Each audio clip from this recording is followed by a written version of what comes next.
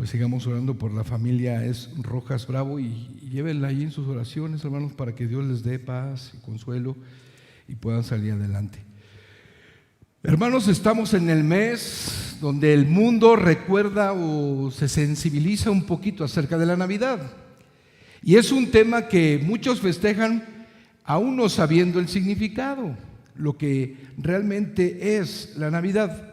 Y en estos domingos de este mes vamos a estar predicando acerca de eso. Así es que yo te invito a que abras tu Biblia, por favor, acompáñame a Lucas capítulo 2. Ya leímos Mateo en el capítulo 1, Lucas capítulo 2, y ten abierta ahí la palabra de nuestro Dios, uno de los evangelios, el doctor Lucas, que se puso a investigar y que la información llegó fidedigna por el Espíritu Santo a su corazón, a su mente, y escribió uno de los dos libros que el Señor le permitió, el Evangelio de Lucas, y se lee de la siguiente manera. Me voy a permitir leer los primeros 7 versículos. ¿Estás listo ahí con tu mirada? Bueno. Aconteció en aquellos días que se promulgó un edicto de parte de Augusto César, que todo el mundo fuese empadronado. Este primer censo se hizo siendo Cirenio gobernador de Siria, e iban todos para ser empadronados, cada uno a su ciudad. Y José subió de Galilea, de la ciudad de Nazaret, a Judea, a la ciudad de David, que se llama Belén, por cuanto era de la casa y familia de David, para ser empadronado con María su mujer, desposada con él, la cual estaba encinta. Y aconteció que estando ellos allí, se cumplieron los días de su alumbramiento, y dio a luz a su primogénito, y lo envolvió en pañales, y lo acostó en un pesebre, porque no había lugar para ellos en el mesón. Amado Señor, en el nombre de Jesús te pedimos que este día tú hables nuevamente, como siempre, a nuestra vida, a nuestro corazón. Señor, mueve las fibras más íntimas de nuestro ser para que tu palabra quede impregnada en nuestra vida, Señor. Si hay algo que no te agrada, quítalo, Dios, y que podamos nosotros ver en Jesús nuestro Dios y Salvador, nuestro Señor, Emmanuel, Dios con nosotros. Aquel niño, más bien Dios hecho hombre, viniendo a este mundo. Señor, gracias, porque a través de Cristo Jesús tenemos la redención de nuestros pecados. Bendice este momento y guíanos a toda la verdad. En Cristo Jesús te lo rogamos. Amén. El tema de la predicación, y que es el tema de la serie de este mes, es ¿qué niño es este? ¿Qué niño es este? Es una pregunta. Y hay varios himnos, hermanos han sido tocados por el Señor para componer algunas alabanzas, y hay un himno que fue compuesto por William C. Dix, y esta persona dice más o menos así el himno, que está en algunos himnarios evangélicos. Dice así: ¿qué niño es este que al dormir en brazos de María pastores velan, ángeles le cantan melodías? ¿Por qué en humilde establo así el niño es hoy nacido? Por todo injusto pecador su amor ha florecido. Traed ofrendas en su honor, el rey como el abriego, al Rey de Reyes, Salvador, un trono levantemos. Él es el Cristo, el Rey, pastores, ángeles, cantad, venid, venid a Él, al Hijo de María. Dice este himno, y hay varias versiones acerca de él. Hermanos, ¿qué niño es este? Realmente esta pregunta es uno de los cuestionamientos que surgen en la época de Navidad. ¿Qué niño es este? Cuando leemos los evangelios, sobre todo Mateo y Lucas, que nos hablan de la niñez de Jesús, nos hablan del momento importante del advenimiento de Cristo a la tierra en forma humana. Y es inexplicable entender, por si tratas tú de hallar alguna respuesta en tu mente, de entender cómo la grandeza de nuestro Dios, el creador de todo, podía estar o podía venir a limitarse en el cuerpo de un bebé tan inocente como cualquier bebé que comenzaba, al dar a luz María, comenzaba a vivir. No podemos entender la grandeza de nuestro Dios, pero por eso es Dios, porque Él puede hacer las cosas imposibles. ¿Recuerdas lo que le dijo Jesús a Nicodemo? Es necesario nacer de nuevo. Y el hombre pensó, ¿puedo entrar en el vientre de mi madre por segunda vez y nacer? No. Pero Dios sí puede hacer cosas como estas. Dios puede hacer grandes maravillas porque solamente Él es el Todopoderoso. Algunos, al ver a este niño, tratan de explicar ya en su vida adulta que tal vez fue solo un gran maestro. Pero quiero decirte que ningún maestro dice ser Dios. Y Jesús dijo a sí mismo, cuando le preguntaron, dijo, yo soy. Otros pueden pensar que solamente se trató de un buen hombre con una vida intachable. Pero ningún hombre con una vida recta come con prostitutas, tiene amistad con políticos pecadores y está en esa situación con gente alcohólica o drogadicta, no para hacer lo mismo que ellos, sino para hacer luz en sus vidas. Otros dicen que Jesús, cuando creció, después de pasar por su infancia, fue un hombre religiosamente trastornado. Pero ningún hombre que esté trastornado puede hablar con tanta autoridad y con tanta sabiduría como el Señor. Cuando termina el Sermón del Monte, tú te vas a dar cuenta que la gente se admiraba de su doctrina porque les hablaba como quien tiene autoridad. Otros piensan que fue un gran profeta, pero ningún profeta hizo los milagros que solamente Jesús puede hacer. Multiplicar el pan, dar vista a los ciegos, levantar a los muertos. Yo no conozco a nadie, solamente a Jesús, el Hijo de Dios, Dios hecho hombre.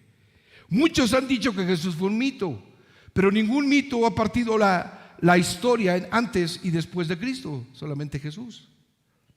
¿Quién era ese niño que aún a sus 12 años disertaba con principales, con eruditos religiosos y con los doctores de la ley, y les preguntaba y les contestaba y se maravillaban? Escúchale esta palabra que pone la escritura: se maravillaban de su inteligencia y de sus respuestas, porque no era una persona común y corriente, era Dios hecho hombre.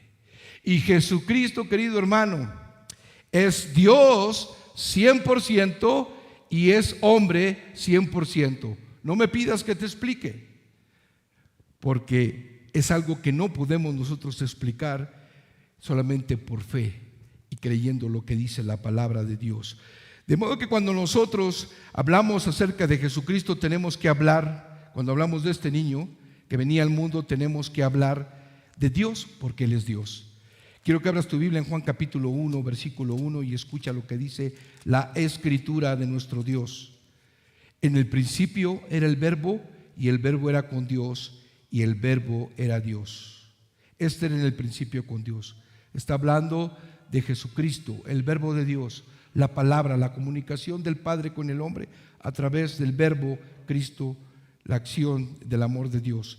Pero si leemos el versículo 14, dice, y aquel Verbo, ¿por qué sabemos que Jesucristo es el Verbo? Porque dice, y aquel Verbo fue hecho carne y habitó entre nosotros, y vimos su gloria como del unigénito del Padre, lleno de gracia y de verdad.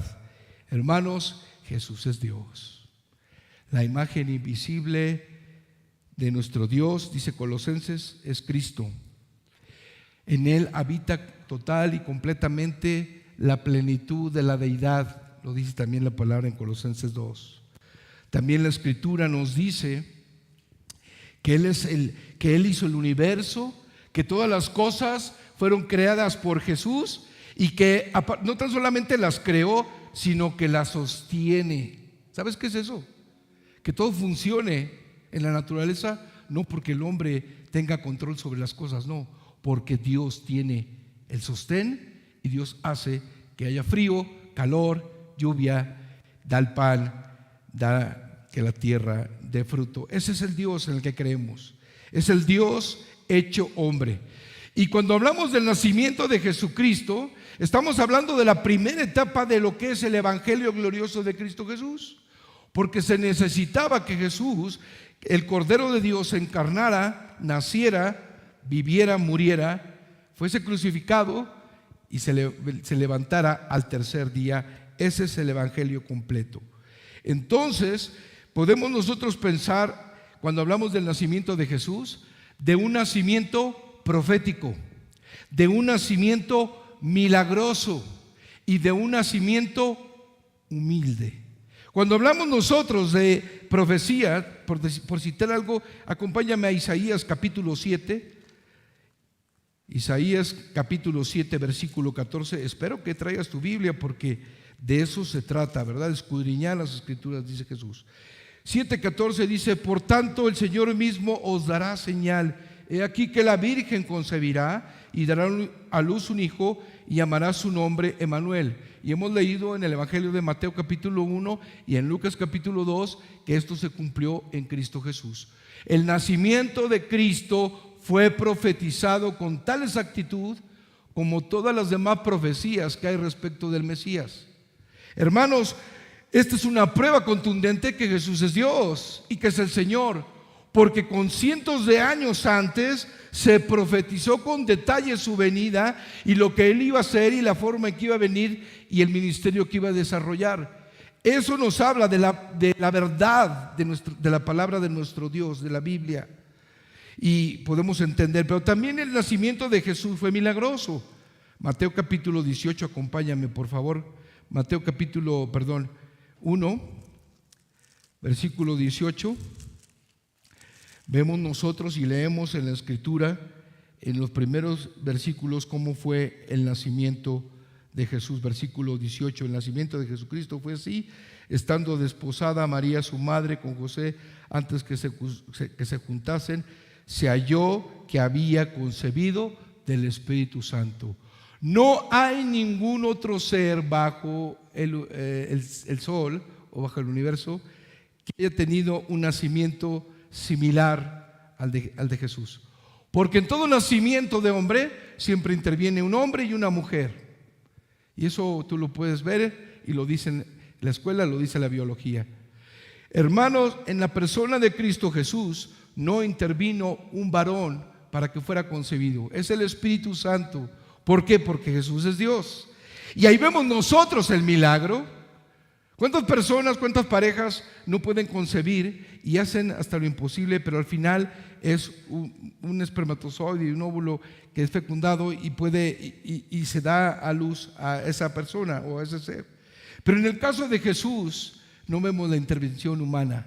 Prueba más contundente de que Jesús es Dios. También el nacimiento de Jesús es un nacimiento que nadie bajo la tierra ha experimentado en cuestión de humildad. Y aquí es donde yo quiero que pongamos toda nuestra atención en lo que resta del sermón. Vamos a Lucas capítulo 2, acompáñame por favor. En el tiempo que nos resta vamos a meditar un poquito acerca de lo que Jesús es. Cuando nosotros decimos ¿qué niño es este?, tenemos que darnos cuenta que todo lo que sucedió, circunstancias, hechos, personas, todo lo que sucedió fue alrededor del advenimiento de Jesús, porque Él, como lo dije hace un momento, Él es Dios, hecho hombre. Y aquí nos damos cuenta, y más de uno se preguntaría, ¿por qué los ángeles? ¿Por qué la estrella de Belén? ¿Por qué los pastores? ¿Por qué los hombres sabios? ¿Por qué todo esto? ¿Por qué un pesebre? ¿Por qué no hay otro nacimiento bajo la tierra que haya sido similar? Ni aún la mujer o el hombre, más bien la familia más pobre o escasamente económicamente mal, no se compara con la humildad o con lo humilde que fue la cuna del Señor Jesús. Vamos a la Biblia, Lucas capítulo 2, y vamos a ir recorriendo rápidamente. Dice la palabra: aconteció en aquellos días que se promulgó un edicto de parte de Augusto César que todo el mundo fuese empadronado. Entendemos que el imperio romano gobernaba sobre toda la tierra. Este primer censo se hizo siendo Cirenio gobernador de Siria, e iban todos para ser empadronados, cada uno a su ciudad. ¿Sabes qué? El edicto no fue del emperador. ¿Sabes de quién fue el edicto para que funcionara todo esto? De Dios. Ahorita te voy a dar el texto base. De Dios. No fue que este hombre, Augusto César, le dijo: voy a hacer un edicto para recabar más impuestos, para saber cuánta gente tenemos, un censo y con cuánta gente podemos contar para la milicia, no sé, lo que se acostumbraba con los censos. Es más, dice ahí que fue un primer censo que se le ocurrió, nunca lo había hecho antes de este emperador. ¿Y sabes por qué? Porque Dios tiene el control. Lo hemos cantado, ¿no? Uno de los cantos primeros hermosos que entonaron los hermanos es: tú tienes el control. Jesús, Dios tiene los hilos de la historia en sus manos. Así que no te preocupes por lo que va a ser mañana o lo que viene adelante en el futuro, cuánto tiempo le queda a la tierra o si esto se va a terminar. Tú confía en el Señor y cree, y el Señor estará contigo siempre. Hermanos, aquí vemos que nuestro Dios tiene el control. Y a lo mejor muchos pueden decir: qué buena idea del emperador hacer esto. Pero el decreto lo hizo Dios. Y ahorita vamos a ver un texto especial. Dice Gálatas 4, versículo 4: pero cuando vino el cumplimiento del tiempo, Dios envió a su Hijo, nacido de mujer y nacido bajo la ley, para que redimiese a los que estaban bajo la ley, a fin de que recibiésemos la adopción de hijos. El Señor puso en el corazón de ese emperador para que en una ley dijera: todos tienen que empadronarse. ¿Y usted sabe lo que es empadronarse? Ir a registrarse en un censo donde toman sus datos, nombre, domicilio, y te dan una tarjeta de identificación. En ese tiempo no había, ¿verdad? Pero quedaron registrados. Hermano, esto fue porque la Escritura en Miqueas capítulo 5 versículo 2 hablaba de que el Cristo tenía que nacer en Belén. Ellos estaban en Galilea y se tuvieron que mover. Luego, después de haber leído esto, fueron cada uno a su ciudad. ¿Por qué? Porque José era de la casa de David. En el Evangelio de Mateo capítulo 1 leemos la genealogía de Jesús, como cada uno de sus antecesores, y vemos que José venía de esa familia. También vemos en Lucas, en el capítulo 3, vemos nosotros la genealogía también por parte de María, pero viniendo del rey. Y así estaba escrito. Entonces fueron a ese lugar. Ahora, fue un viaje inesperado. ¿Alguna vez tú has tenido que hacer un viaje que nunca planeaste? Que nunca dijiste: bueno, voy a ocupar estos días para ir a tal lugar. No, a veces se tienen que hacer viajes urgencia, porque algún familiar está enfermo o por alguna situación como la que acabamos de escuchar hace un momento y por la cual oramos. Un viaje inesperado. José y María tuvieron necesariamente que trasladarse a Nazaret. Pero piensa por un momento lo complicado del viaje. No tenían los recursos, porque la Biblia nos habla que era una familia de escasos recursos. María estaba embarazada, y las mujeres nos pueden dar fe de todo lo que implica un embarazo. No se toleran alimentos, mareos, sobre todo en ciertos meses. Las hermanas nos pueden dar una explicación acerca de eso. Ahora, no era de subirte a un auto y llegas rápido al lugar donde vas. Los caminos no eran como los conocemos ahora. Ni siquiera había terracería, simplemente los caminos eran escabrosos y había asaltantes, había peligros, tantas y tantas cosas, alrededor de 130 kilómetros trasladarse. Qué difícil. Sin embargo, fue una medida para que ellos se movieran al lugar donde Dios iba a traer la bendición, no tan solamente a ellos, sino a todos nosotros, a la humanidad. Una aventura que iban a emprender prácticamente solos y primerizos. Cuando se va a tener el primer bebé, Se siente la emoción, pero también no se sabe nada. No sabes a qué hora le tienes que dar de comer al bebé, si vas a tener pañales o todas aquellas cosas que implican. Aún en el mismo embarazo, la mujer la esposa no adivina o no ha sentido nunca la experiencia de ser madre, y todo es nuevo, es primerizo. Sin embargo, una cosa sí vemos ahí en la Escritura, que la familia de Jesús caminaban con Dios y Dios estaba con ellos en todo lo que hacía, y se fueron a Belén, porque en Miqueas 5:2 dice: tú, Belén Efrata, pequeña para estar entre las familias de Judá, de ti saldrá el que será Señor en Israel, y sus salidas son desde el principio, todos los días de la eternidad. Estamos meditando, y abre tu corazón y tus ojos, estamos meditando en la más grande historia de amor. Si te parece aburrido lo que estamos meditando, entonces no sé qué te pueda cautivar, porque estamos hablando del advenimiento del Salvador al mundo, hermanos. Si en tu casa, cuando van a ser tu nieto o tu hijo, por primera vez el primer hijo, haces toda una fiesta y estás la algarabía, imagínate el gozo de esta familia, que en ellos todo lo que habían pasado, lo que el ángel les había dicho, la presencia de Dios en María, y de forma que concibió, todo esto era nuevo para ellos y les llenaba sí de gozo, pero a la vez de temor. Pero el Espíritu Santo los guiaba, hermanos, y ellos se movían en medio de la voluntad de Dios. Aquí podemos entender una enseñanza: cuando tú te pones en las manos del Señor, el Señor te lleva y te guía, y te mueves bajo la armonía del Espíritu Santo en el Señor. Cantamos también hace un momento, la presencia de Dios, estar en la presencia de Dios como la nube que estuvo en el desierto con el pueblo de Israel. Aunque la Biblia no lo dice, sabemos que Dios iba con esta familia paso a paso, que iban caminando rumbo a Belén. Y qué hermoso es que usted y yo, no nada más en este tiempo, en toda nuestra vida, demos pasos firmes en el Señor bajo su voluntad. La familia iba caminando, iba yendo, y llegamos nosotros al versículo 5, dice: para ser empadronado con María, su mujer, desposada con él, la cual estaba encinta.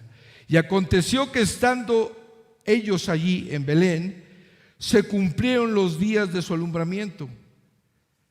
Cuando sucede esto en la familia, hermanos, es todo difícil, ¿no? Tráete el carnet, voy con el médico, ¿cómo te sientes? No te levantes.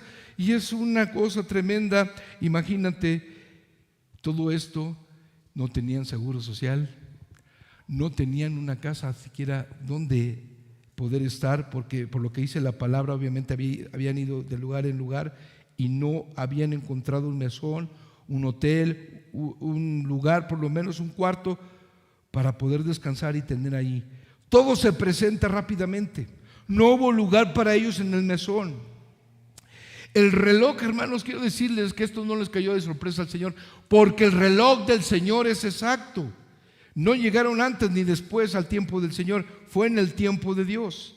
Y dice Isaías 11:10: acontecerá en aquel tiempo que la raíz de Isaí, refiriéndose a Jesús, la cual estará puesta por pendón a los pueblos, será buscada por las gentes, y su habitación será gloriosa. Parece paradójico que esto diga la palabra, ¿verdad? Su habitación gloriosa, cuando realmente ellos, la familia, no encontró un lugar.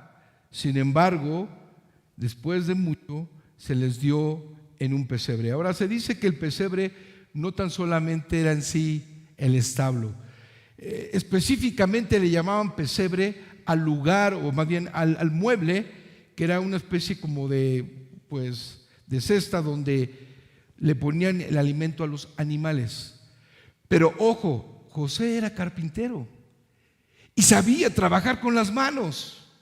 Y yo creo que cuando se vio ese momento y les dieron la oportunidad de estar ahí, porque las casas en el nivel más bajo, el primer nivel, era donde tenían los animales, yo creo que Dios puso en su corazón, pues ¿qué puedo hacer? ¿Qué puedo hacer como cuna? Y encontró ese pesebre, ese artefacto que servía para dar de comer a los animales, y ahí tal vez puso paja y no sé, y pusieron al bebé cuando dice la Biblia que ahí dio a luz. Versículo 7. Y dio a luz a su hijo primogénito y lo envolvió en pañales y lo acostó en un pesebre porque no había lugar para ellos en el mesón. Este es el nacimiento más humilde de toda la humanidad, mi hermano. No, es que yo conozco una persona que padeció y no se compara, mi hermano. ¿Sabes por qué no se compara? Porque estamos hablando de quién es este niño, el Hijo de Dios encarnado. ¿Tú crees que nuestro Dios, que creó los cielos y la tierra, que hizo al hombre tan solamente y al soplar aliento de vida y tomar del polvo de la tierra, merecía una cuna así? Evidentemente no. Claro que no. Hemos cantado también que un único digno es Jesús, y no era digno ese lugar para nuestro Dios. Sin en cambio, el Señor tenía que mostrarnos una gran enseñanza de humildad. Él no nació en un palacio. Nos vamos a dar cuenta si tú lees Mateo capítulo 1, que cuando vienen los magos del oriente siguiendo la estrella de Belén, ¿a dónde se dirigieron? A un palacio, al palacio del rey Herodes. Porque si se les está hablando que iba a venir un rey, pues ¿dónde nace un rey? Pues en un palacio. Pero ese no era el lugar de Jesús, sino la cuna más humilde, en medio de animales, en un lugar insalubre. A veces vemos que gente pone nacimientos o un cuadro ahí, pero no podemos entender porque no expide el olor que hay en un establo. ¿Has ido a algún establo? ¿Te has dado cuenta la cantidad de moscas, de suciedad?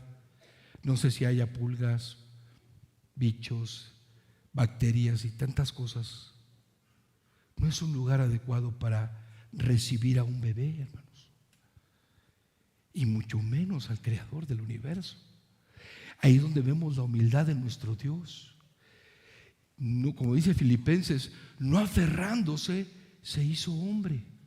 Las manos que hicieron las montañas eran aquellos dedos sencillos que estaban moviéndose ante el rostro de María. Esa cabeza, esa cara tan hermosa de un bebé. No hay bebé feo, hermanos, cuando nace.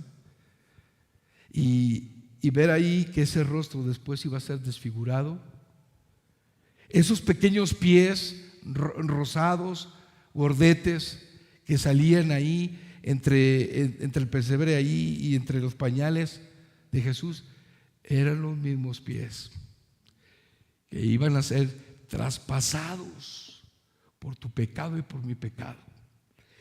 Entonces estamos hablando de un nacimiento totalmente humilde, un nacimiento que no merecía, no era digno de nuestro Señor.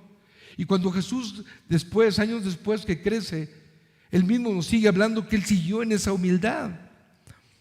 Dice que le preguntaban cuál era su casa, cuál era el lugar donde Él vivía, y Jesús le dijo: las zorras tienen guaridas y las aves de los cielos nidos, mas el Hijo del Hombre no tiene dónde recostar la cabeza. Y esto fue verdad. Jamás escuchamos de una casa que haya sido comprada donde vivió Jesús a su nombre o una residencia. Jamás. El Hijo de Dios no tenía lugar. Algunos se atreven a decir: no había lugar para Jesús en este mundo más que en una cruz. Ahí fue donde su cuerpo yació por el pecado de nosotros. Era la cuna más humilde que pudo tener el Creador del universo, hermanos.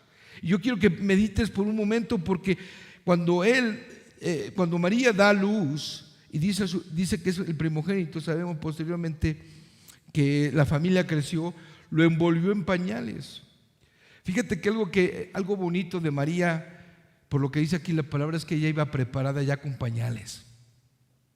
Si no había un lugar donde que ellos pudieran alquilar para quedarse y tener al bebé, menos pensar en una farmacia o en una tienda donde comprar pañales. Esto nos habla de María, ¿verdad? Y cuando lo envolvió en pañales, nos habla de que el Señor Jesús se cobijó de todo lo que implicaba ser hombre, ¿sí? No eran pañales como los que conocemos hoy en día. Cubrió todo su cuerpo y nos habla de que Jesús quería y quiso y experimentó el ser humano para entendernos, para saber cómo nosotros nos sentimos cuando a veces tenemos frío, cuando tenemos hambre, cuando nos sentimos solos, cuando hay alegría, cuando hay llanto, cuando hay problemas, cuando hay hambre. Y eso fue envuelto en pañales, a mí me hace pensar en que Jesús se cobijó de todo lo que implicaba ser un ser humano. Por eso cada vez que tú sientas tristeza, dolor o enfermedad, recuerda que Jesús sabe lo que sientes y más que nadie Él te entiende, porque Él fue hombre y experimentó lo mismo que tú has experimentado. Vivió como hombre en toda la extensión de la palabra, porque era Emmanuel, Dios con nosotros. Cristo nació sin lujos, sin riquezas, pero su venida, su advenimiento le llevó, después de ser bebé, a niño, adolescente, a joven y adulto, y a cumplir una vida de amor hasta la muerte, y muerte en la cruz. Varón de dolores. Ahora, la noticia de este advenimiento no quedó allí, sino la noticia fue dada en primer lugar, y aquí la Biblia nos habla de pastores. No voy a leer rápidamente. Había pastores en la misma región, versículo 8, que velaban y guardaban las vigilias de la noche sobre su rebaño. Y aquí que se le presentó un ángel del Señor, y la gloria del Señor los rodeó de esplendor, y tuvieron gran temor. Pero el ángel les dijo: no temáis, porque aquí os doy nuevas de gran gozo, que serán para todo el pueblo, que os ha nacido hoy en la ciudad de David un Salvador, que es Cristo el Señor. Saben, hermanos, los pastores eran personas que no eran creíbles. Ellos eran despreciados por la gente. Si tú lees el libro de Génesis, de Éxodo, te vas a dar cuenta que el faraón sabía que gente que se dedicaba al pastoreo era una gente repugnante, era gente que no le tenían confianza, dudaban de su reputación, eran humillados. Era un sector de la población que no era considerada, no se les tenía ni aún en los juicios como testigos, porque no se les tenía confianza, no se les creía. Muchos dudaban de su reputación, como ya lo dije. Y a ellos, a los pastores, fue a los que inmediatamente se les da la noticia, porque en el cielo ya se sabía. Los ángeles estaban a punto de cantar gloria a Dios en las alturas, pero necesitaba venir Jesús, nacer. Y así fue. Y se les dio la noticia, y nos dice que un ángel del Señor se les presenta, y tuvieron gran temor. Hermanos, cuando sucede esto, la presencia de Dios en la vida de un hombre, la presencia de Dios, la gloria de Dios, es algo especial, y lo podemos entender en la vida de Moisés. Muchas veces el pueblo vio la presencia de Dios en la nube bajando al tabernáculo, y la gente temía cuando estaba la presencia de Dios. Y podemos nosotros hablar de Isaías, de Jeremías, de los grandes profetas cuando fueron confrontados, de Juan en la isla de Patmos, cuando la presencia de Dios plena llegaba a su vida, y entonces él no tenía otra cosa, el siervo del Señor, que caer de rodillas o tener gran temor. Fue algo similar lo que experimentaron los pastores al ver la gloria del Señor que les rodeaba. Hermanos, fue algo especial. No estaban en el templo, no estaban en el tabernáculo, estaban en el campo, y ahí el Señor se manifiesta a través de este ángel, y les da este ángel una gran noticia. La noticia de noticias, hermanos: no temáis, porque he aquí os doy nuevas de gran gozo, que serán para todo el pueblo, que os ha nacido hoy en la ciudad de David un Salvador, que es Cristo el Señor. Hermano, esta noticia es la noticia más grande que la humanidad puede tener. Es la noticia que puede cambiar la eternidad de un hombre. Es la noticia que puede traer perdón y salvación a la vida de una persona. La noticia de un Salvador. Este es el Cristo profetizado. Este es el Mesías, el ungido de Dios, que venía al mundo para salvarnos. Y cuando ellos escucharon esta noticia, sí, con el temor, pero después fueron exhortados y fueron ministrados al gozo. Entonces fue que ellos buscaron ir a alabar al Señor. Pero mientras esto sucedía, se escuchó el primer himno, podemos decirle nosotros, ya con Cristo en la tierra, el himno celestial.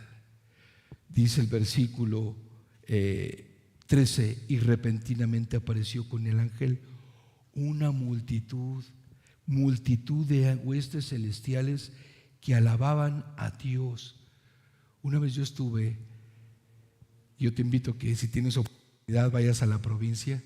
Estuve en un lugar muy retirado de allá en la provincia, cerca de Zacatecas. Mi hermano nos llevó a un lugar que acampar, hermanos. Yo tenía miedo porque nos internó, no sé qué parte, no había nadie ni pueblo alrededor, y pude experimentar las estrellas, cosa que aquí no podemos experimentar por el smog. Cientos, miles de estrellas. Imagínate una noche así estrellada, y de repente miles, cientos de miles de ángeles se posan y juntos, unánimes, con las mejores voces que ellas han escuchado en la tierra, cantan al Señor: gloria a Dios en las alturas y en la tierra paz, buena voluntad para con los hombres.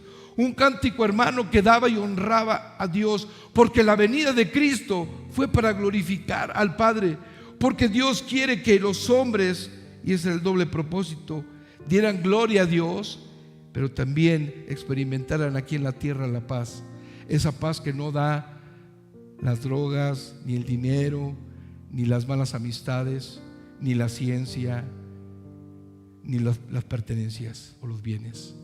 La paz que solamente Cristo trae cuando tú te sientes perdonado por el Señor. Eso sucedió en ese día, hermanos. Y los pastores no se pudieron quedar con la noticia y con la experiencia de ver ese cántico de miles de ángeles. Por eso no hay otro nacimiento, y ni habrá como el de nuestro Señor. Alabando a Dios. La gloria de Dios se manifestó cuando ese bebé nació. La gloria de Dios se manifestó cuando Cristo vivió y predicó el amor en la tierra. La gloria de Dios se manifestó cuando Cristo Jesús fue traspasado en un madero, crucificado. Y la gloria de Dios se manifestó cuando Cristo se levantó con poder de la tumba al tercer día. Por eso usted y yo también, aunque no sea diciembre, hermano, siempre en tu vida debe haber un cántico de gloria y de honor a nuestro Señor. El tiempo nos ha rebasado. Habría cosas más que comentar, como que los pastores entre ellos se dijeron lo que había sucedido, su experiencia, y fueron al lugar, y la señal fue que hallarían a ese bebé en un pesebre, y lo encontraron.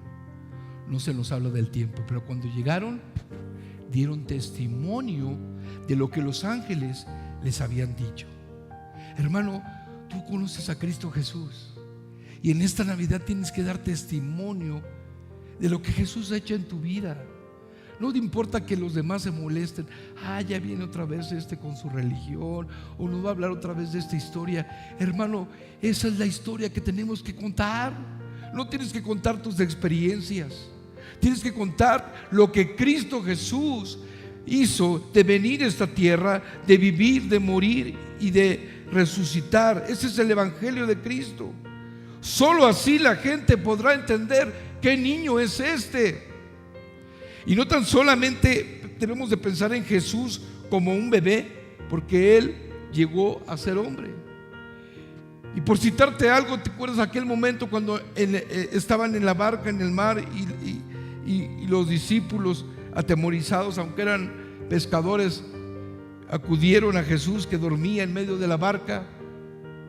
Y su falta de fe les llevó a tener temor y miedo porque pensaban que iban a morir. Y se para Jesús con autoridad como Dios hecho hombre, y a una voz reprende a la tempestad, y en el momento se hace grande bonanza. Y ellos dicen: ¿qué hombre es este? Es el mismo ser que venía como niño, que ahora se cuestionaba como grande. ¿Qué hombre, qué niño es este? Por eso al preguntarnos en esta mañana, querido hermano, amigo, ¿qué niño es este? Debemos decir categóricamente, con fe, este niño es el Hijo de Dios, Jesús, el Hijo de Dios.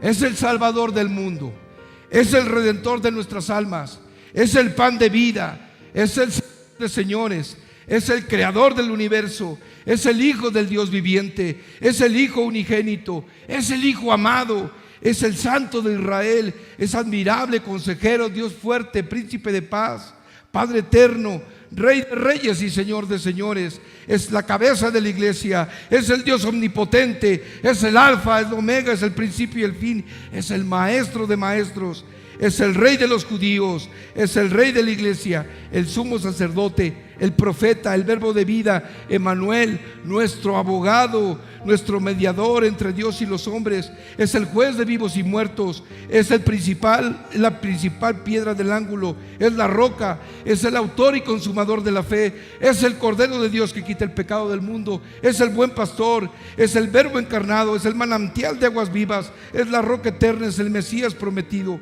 la vid verdadera, el renuevo, el novio, la aurora, el Silo, es el león de Judá, la estrella resplandeciente de la mañana, es el yo soy, es el agua viva, el Hijo del hombre, el carpintero, el camino, la verdad y la vida, el Rey de Israel, la puerta, la piedra angular, ya lo dije, la rosa de Sarón, el lirio de los campos, la resurrección y la vida, el verdadero Dios, la vida eterna. Jesús es el Hijo de Dios, el Cristo y Señor, Redentor de nuestras almas, hermanos. Por eso, en esta mañana tenemos que preguntarnos: ¿quién es este bebé? Es el Dios de amor encarnado, nuestro bendito Señor y Salvador. Oremos. Padre Santo, cada nombre, cada título que tú tienes, y aún hay muchos más dentro de tu palabra, todos bajo un texto que respalda con fundamento bíblico ese título, ese nombre, y aún cada nombre no te encierra, Señor, porque tu grandeza es inescrutable. Esta mañana nos unimos al cántico de los ángeles para darte gloria y honor. Dice tu palabra que un día, Señor, todo lo que está en el cielo, en la tierra y debajo de la tierra doblará rodilla, doblaremos rodilla y confesaremos que Jesús es el Señor, para gloria de Dios Padre. Bendito y alabado sea tu santo nombre, Señor Jesús, por ser ese niño que trajo salvación. Bendito seas, Padre, en el nombre poderoso de tu Hijo amado, Cristo Jesús. Amén. El Señor bendiga.